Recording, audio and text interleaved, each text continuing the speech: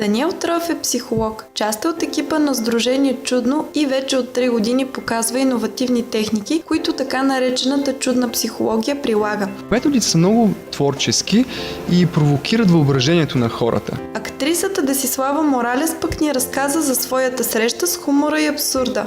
Да взема леген с вода, да го напълня и да го разбушувам силно, представяйки си тази стресова ситуация. Разбира се, изливам там проблема и задържам легена, докато водата се окрути. Това го правех по колкото пъти на ден се сетя, 10 дена, седмица и установих, че започнах да се успокоявам. Успокоявайки себе си и съзнанието си, започна и всичко около мен да се променя. То всичко е в нас. Въпросът е да не оставиш ти на проблема да те завладее със своята сериозност, да те смачка, да те потисне, а обратното. Напротив, ти да му се подиграеш. Основна причина за различни проблеми са навиците, рутината. Дали ще бъде на психическо ниво, дали навик вече физически. И когато правим нови неща, пътувания, среща с нови хора, подобни нелогични, абсурдни, но пък много забавни дейности, те провокират и позитивни емоции и разчупват нашите навици. Това отваря пространство за много различни възможности и нови неща да се случат. Друг впечатляващ случай е свързан с тежко изгаряне. Дани момиче заляло кръка си с гореща вода и с предвидена спешна операция. Тя обаче решила да опита техниките на чудна психология и се изненадала. Играех си с един лист хартия и рисунка на моя здрав крак. Оцветявах го с един и същи цвят, сякаш няма рана там, целият крак е здрав. И в крайна сметка лекарите ми видяха отново кръка, казаха, че не могат да повярват, защото много бързо се възстановява и вече няма да се наложи операция. За мен това, което чудна психология ми дава е, че тя активизира по някакъв необясним начин. Все още необясним за науката капацитет у нас, у хората.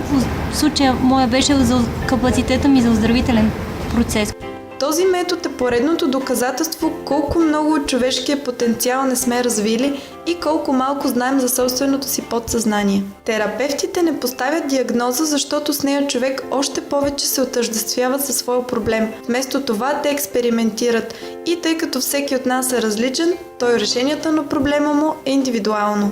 Често се забелязва как в стандартната психология един проблем или една ситуация на човека може да бъде разглеждана с години и той много добре да има някакво теоретично познание за своята ситуация, за своя проблем, обаче да не е намерил адекватно решение.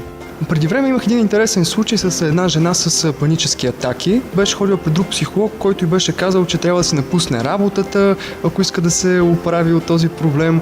В нейната ситуация основното беше един метод, който цели зануляване. Защото самата паническа атака, тя е един модел, едно поведение, което вече е заучено от нервната система и в определени моменти то се провокира. Използвахме една дихателна техника, която постига това състояние, а самата техника е много лесна и всеки наш слушател би могъл да си я ползва в своето ежедневие.